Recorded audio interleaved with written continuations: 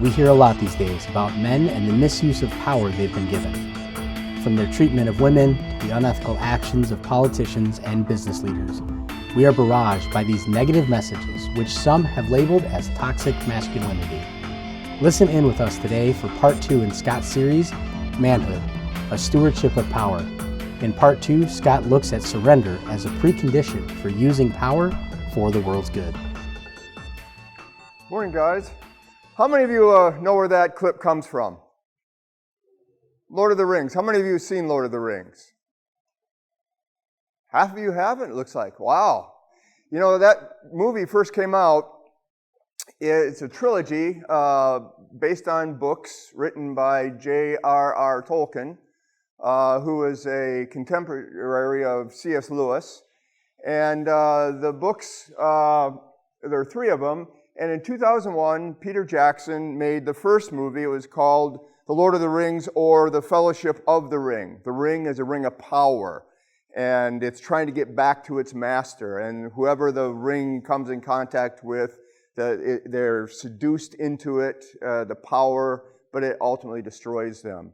And so that first movie came out in 2001. My family and I, we went and saw it. It was a great movie. The only problem was we had to wait till the next year, next Christmas in 2002, to see the next one, which was The Two Towers.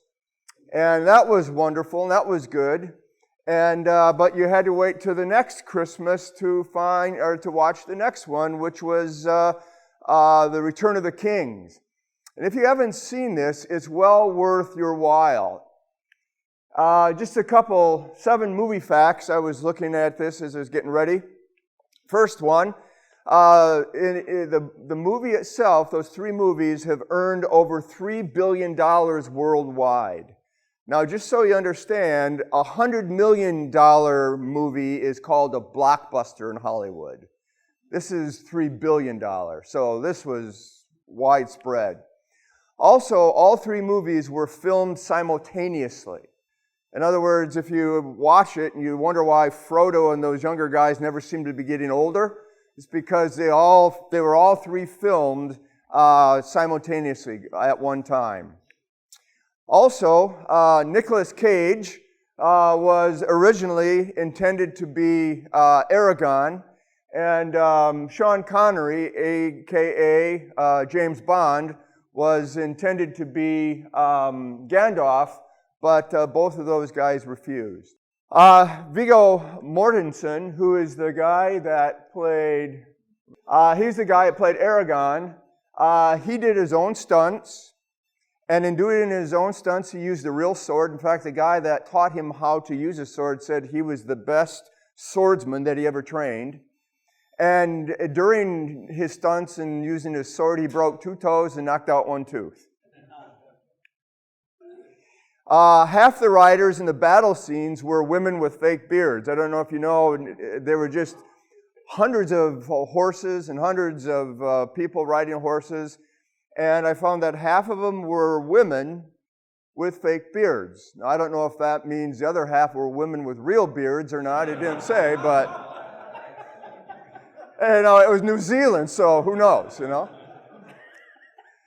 Tolkien, who is, again, the author of the books, considered Sam to be the chief hero, not Frodo. And we'll talk a little bit more about that next time, Sam's character. And one last fact, in the 1960s, the Beatles, She Loves Me, Yeah, Yeah, Yeah, they wanted to do a movie based on Lord of the Rings. And in this movie, Paul was going to be Frodo,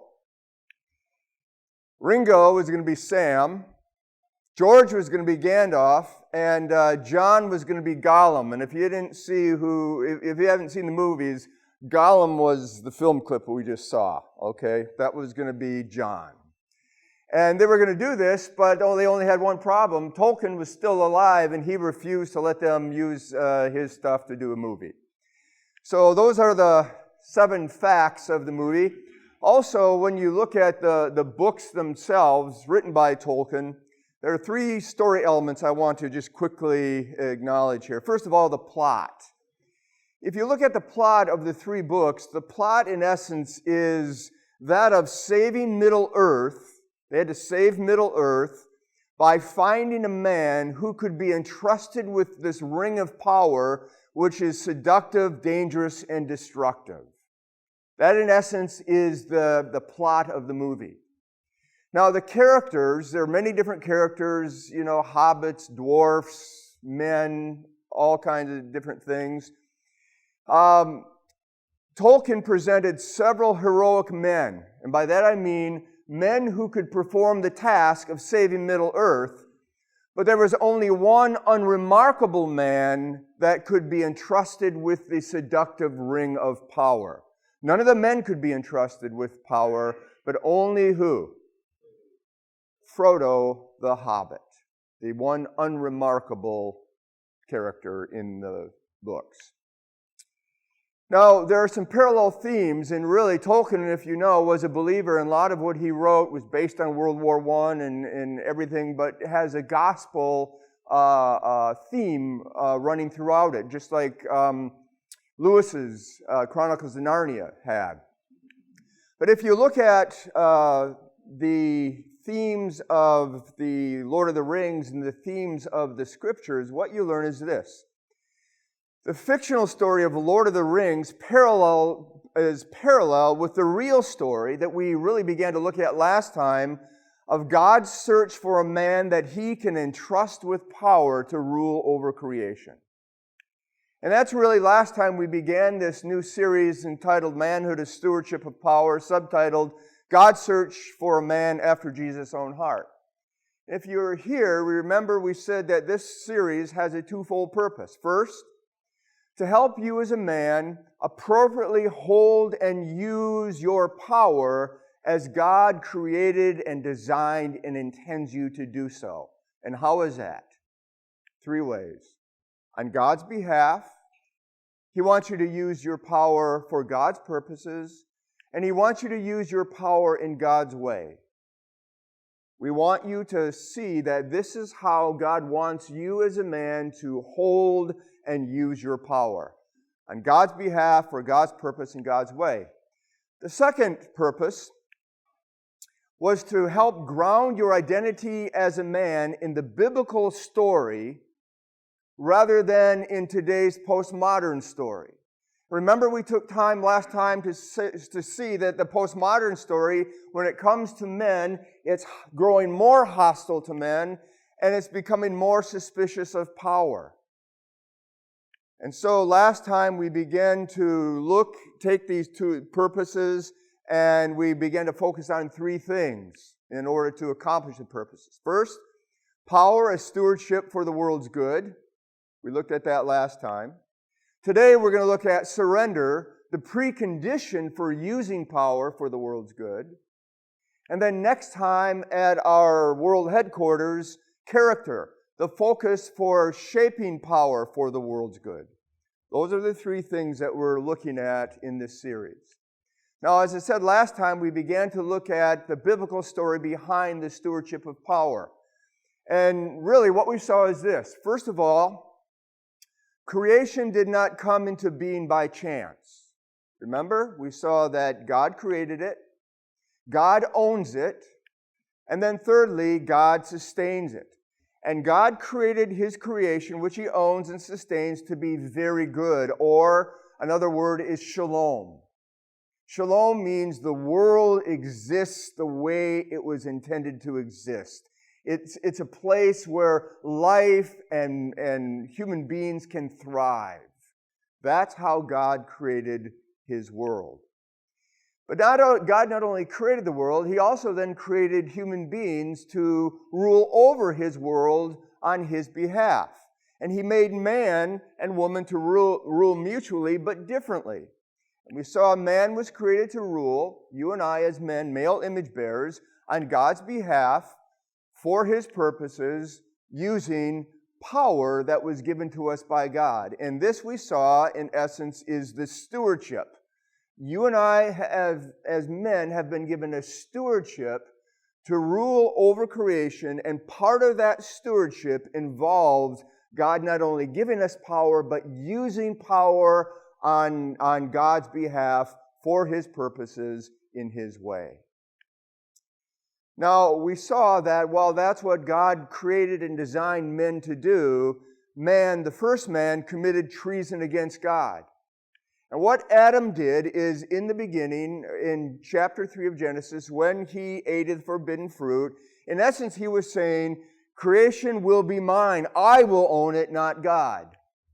And in doing that, he misused his power, and in misusing his power, God's good creation was fragmented.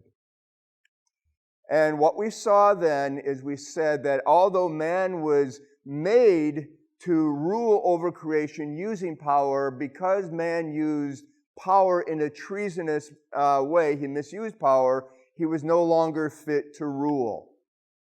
And so the question that we asked then was this: what will God do with this treasonous man and his broken creation? What's God going to do with it? Will God destroy them both? Start over? Will God abandon them and just leave them to their own demise? Or will God rid creation of men? Kind of like we see our culture trying to do today. What was God going to do with his treasonous man and his broken creation? Remember, the answer we saw was that God begins to search for another man. He doesn't give up on his creation, nor does he give up on his male image bearer. And so God begins to search for another man. We said, well, what kind of man is God searching for? And we saw that God is searching for a man that he can entrust with power to rule over his creation. On God's behalf, not on his own. For God's purpose, not his own. And in God's way, not his own. In essence, what he's looking for is the second Adam. The first Adam failed to use his power to rule creation as God intended. So God now is looking for, going all through all the earth, looking for a second Adam who can do what the first Adam failed to do. And you remember, we noticed two things.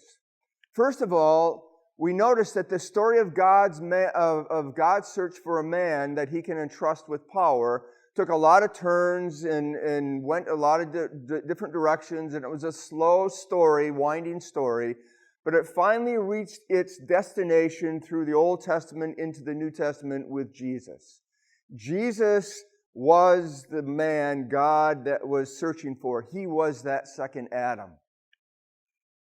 And then secondly, the second thing we noticed was that the story is now focused on God's search for men. And not just any kind of men that are after Jesus' own heart. Men that can use power and be entrusted with power as Jesus used power and was entrusted with power. And so, who is a man that is after Jesus' own heart? The kind of men that God is searching for? In his little commentary on Acts, N.T. Wright says this: a man whose pattern is one of using power to rule over God's creation with justice and truth. That is a man after God's own heart. Put another way, a man after Jesus' heart is this: he is a man who is fully devoted to only and always use power as God designed. And how is it, guys? On God's behalf, for God's purposes, and in God's way. And this, guys, in essence, is what manhood is. And manhood is nothing more than a stewardship of power that has been entrusted to you for the world's good. Now, what we want to do today is we want to look at the second of our threefold points, main points, and that is surrender. And what we're going to see is that if we're going to use power for the world's good, the precondition for using power will always be surrender. Why? Well, one of the reasons we're going to see today is because surrender of power was central to the heart of Jesus. That's my dentist calling. And we're going to look at two things today. Man. The power surrendered. When we surrender power, what is this power that we're called to surrender? And then the surrendering of power. What does it mean to surrender power? And so with that in mind, point number one, the power surrendered. The first question we want to ask several questions here. The first question is this: what is power? When you think of power, especially the power that a human being has, specifically the power that a man has, what is power? How would you define your power? Well, one way to think of power is this: it's the ability to influence. Another way is it's the authority to direct life or people. Another way of thinking about power, it's the capacity to impact, to make a difference in someone's life, to make a difference in a company, to make a difference in a home, to make a difference in the world. Power is the capability to shape something for good or for bad. Power is the ability to influence, impact, shape, and direct. Now, where does power come from? Where does the power that a man possesses come from? Well, the power that you and I have comes from God. Why? Because all power comes from God, who holds all power. There's no power that exists that doesn't come from God. Why? Because God is the God who holds and has all power. In Daniel chapter 3, verse 27, we see that he gives power to men as he pleases. There's no man, there's no politician that has power in this world today that God has not given him. Likewise, Daniel 4:31 tells us that it's God who takes away power from men as he pleases. So what is power? It's the ability to influence, shape, or direct. Where does it come from? It comes from the one who holds all power, and God gives power and takes power to men and from men as he pleases. Third, why does God give power to men? Why does he give you power and me power? Well, if you go back to Genesis 1:28, we learn he gives power to subdue the earth and to rule over its living creatures. Now notice, both those words, subdue and rule over, taken from Genesis 1:28, are power words, aren't they? They're power words. And what those power words tell us are two things. First of all, it tells us that it's legitimate for men to hold power. The legitimacy of you and I to hold power as men. Why? Because power has been given to men to rule and to subdue. Secondly, it also tells us about the responsibility of men to steward power for the world's good. It's legitimate that we have power, but to have power, there's a responsibility behind it. It's not just to use power as we would wish. It's to use power for the world's good.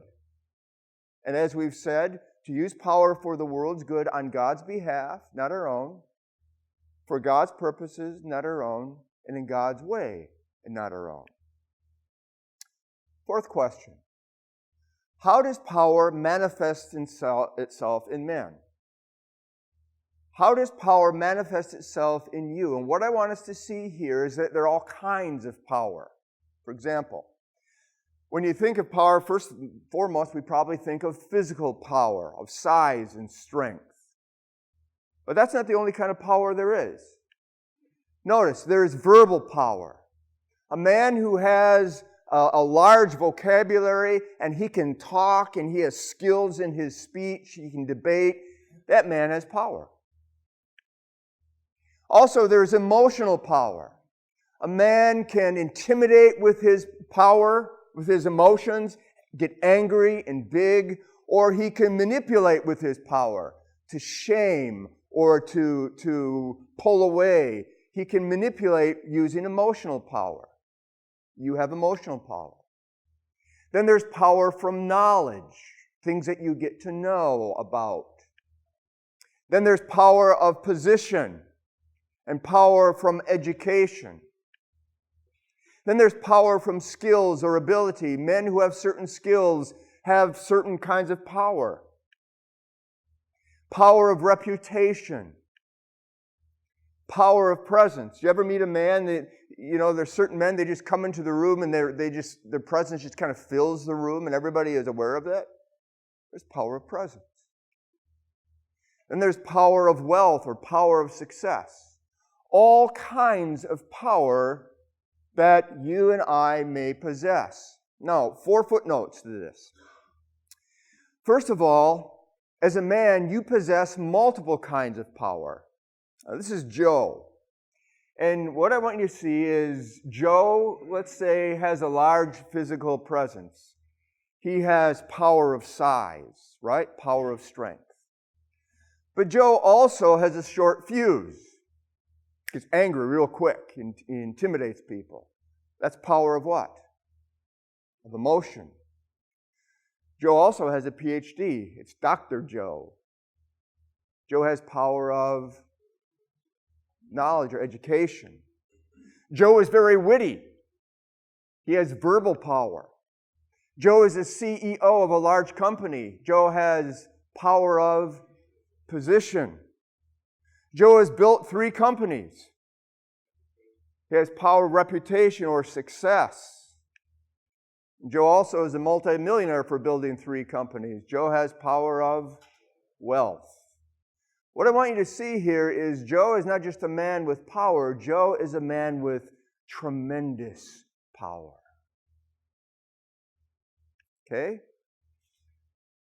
Second, first, you have multiple kinds of power. Second, your power is not a fixed trait. It varies with the context. Now, what do I mean by that? Well, let's look at Joe again. Joe may possess and exercise tremendous power, as we said, over many people in the business world. But let's say Joe's car has a problem and he needs to take it to his mechanic, and Joe knows nothing about cars. He don't even know how to fill up air in his tires.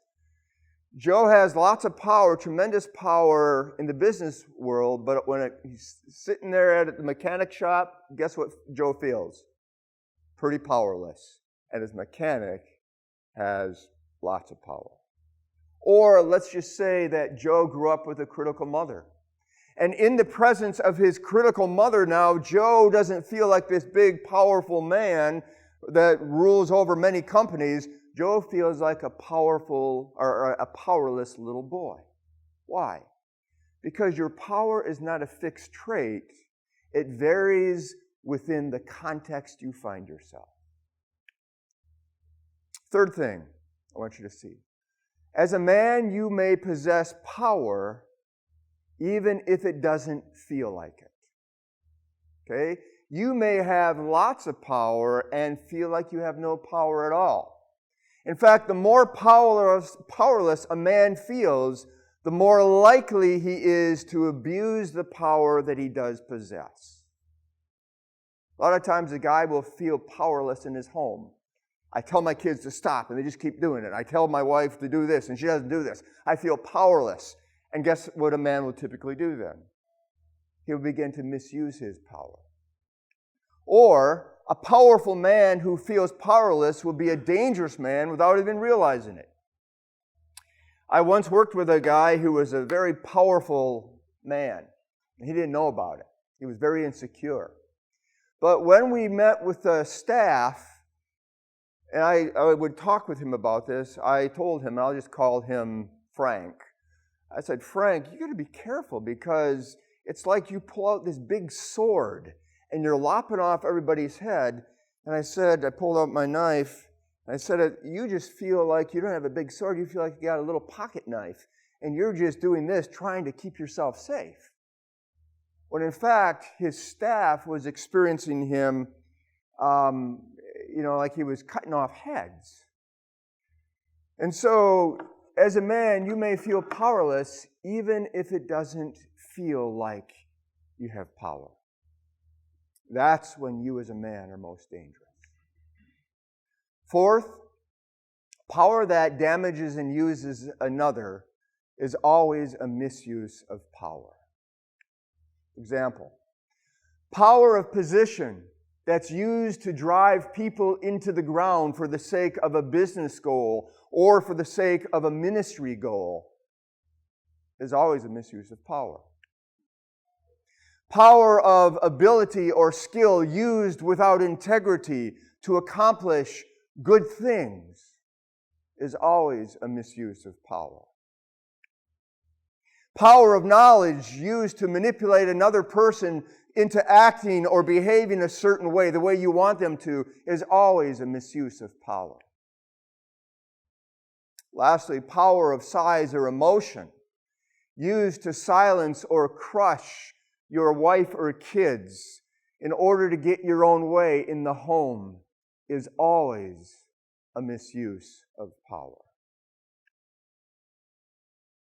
And so what have we seen so far? Well, we've asked 4 questions about power. First, what is power? Second, where does power come from? Third, why does God give men power? And fourth, how do men manifest power? When it comes to what is power, we said that power is the ability to influence or impact someone or something. When it comes to where does power come from, it comes from God who holds all power, who gives and takes power from men as He pleases.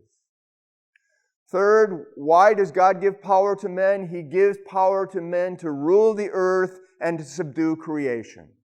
Which means that power, for men to hold power, is legitimate, but it also means that men have a responsibility in the holding and using of their power. And fourth, how do men manifest power? We manifest power in multiple kinds of ways and contexts.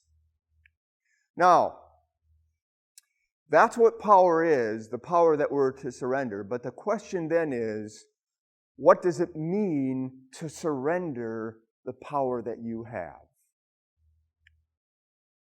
And why is surrendering of your power always the precondition for using your power? Well, come back in 5 minutes and we will answer that question. We hope that Scott's message today has encouraged you and helped you to better understand how God intended the power He gave us to be used. Please visit our website, ahm4.life, and click on the Resources tab. There you will see the Man to Man podcast and other resources we have available. At AHM, our mission is to provide hope and direction to men in a confusing world through Jesus Christ. Please continue to keep our ministry in your prayers, and if you'd like to donate to our efforts, visit our website and click on the Giving tab. Man to Man podcasts are provided by Awaken Heart Ministries, located in Troy, Michigan.